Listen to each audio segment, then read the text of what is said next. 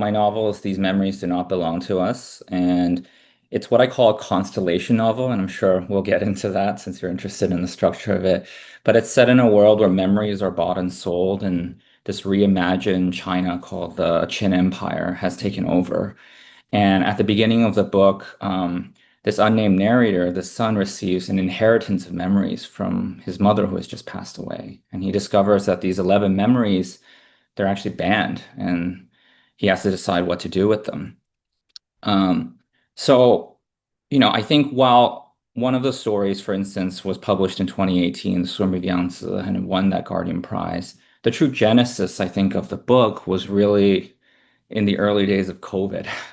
And I had just started that Warren Wilson MFA program, and the world was starting to shut down. I actually had an uncle that meant a lot to me. He was actually the only kind of person interested in literature in my entire family, and he had married in. And he had fallen into coma, and I wanted to go back to China, but I couldn't because of what was going on in Wuhan. And I thought, I'll just wait a little bit. All my family was, you just need to wait a little bit, then you can go. And of course, I never got that opportunity. But during that period, I had this solace as the world was shutting down. At least we would all have our memories, whether we're rich or poor. Of course, we might be isolating in a slightly different space, but I felt comforted by that idea. And then this chilling thought came to me of, well, what if not even our memories were safe? And I think that thought just kept staying with me, and it created this container where I felt like I could explore things not only in the future, like you mentioned, but also in the past with stories in the form of memories that become almost like entertainment and content and education, that I could fit that in there. And also, I was really curious about exploring the period right after an empire takes over, where the racial hierarchy might be flipped.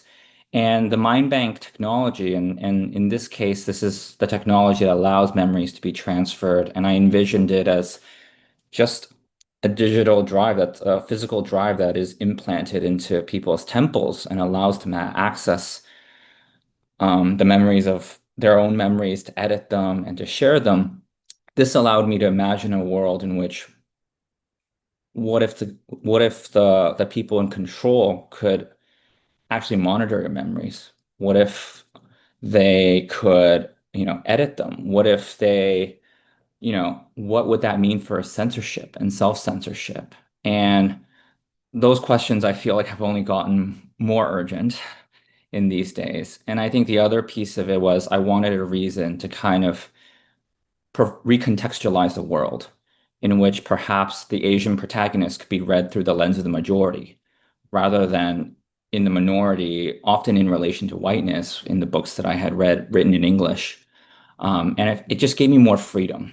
And I think that's what set up the ultimate structure that became the constellation of memories. I mentioned a bit about the mind bank, and what I'll add is as I was world building, I really intended to attack everything kind of almost a little bit slant, right? And not this isn't a book where you go in and and everything is explained outright. With some exceptions, every memory epic or story within this book kind of slices the world in a different way. And in terms of characters, the actual protagonist who appears 4 times and receives this inheritance of memories, he's actually not named, right? And the intention for me going in was to have the reader put themselves in his shoes and to think about what if you had these memories from your mother? And what would you do if you knew that you couldn't hold on to them? That your life might be over if you do not comply, where even if you do the right thing in this war under the rules and give them up to the empire yourself, that you might not be safe. And to kind of envision exploring through all these, going through all these stories and taking lessons from each of them. And in the process, learning a little bit more about the world and how it transformed from the modern day, or actually the recent past, into the distant future. But I don't think I could have written this book if I hadn't lived in all these places and worked in all these different industries. I think the 11 tales, many of them are drawn from my own lives, right? I think, For instance, the story Promised Land, which is sets up this character, it's actually this Chinese immigrant to the U.S. after the U.S. is kind of conquered and known as Chin America. He has to run a virtual marathon through a desert, right? And it's so that he can be judged based on a standardized test that's inspired by the Gaokao, which is the main standardized test in China.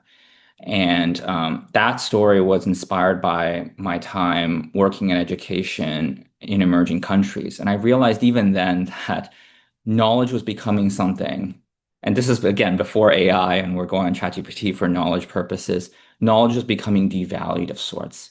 And what we were cared about in 21st century skills in these terms in education was actually things like resilience. And the point, in many ways, of the virtual marathon is to test your endurance through this.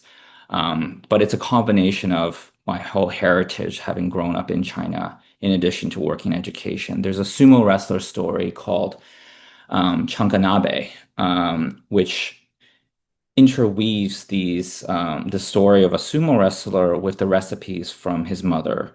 And that was inspired by my time actually working at a sake company in Japan. And I actually followed my now wife there in order to save the relationship, which is a whole other story.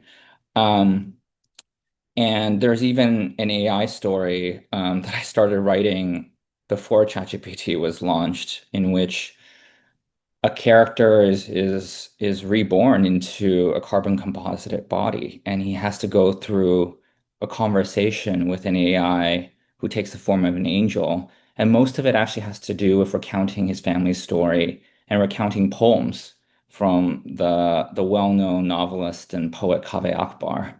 And I had to get his permission before his first novel had actually come out. So it was complete, just almost feels like a miracle that when I met him, he was best known as a poet, and now Martyr has become one of the biggest books over the last 24 months.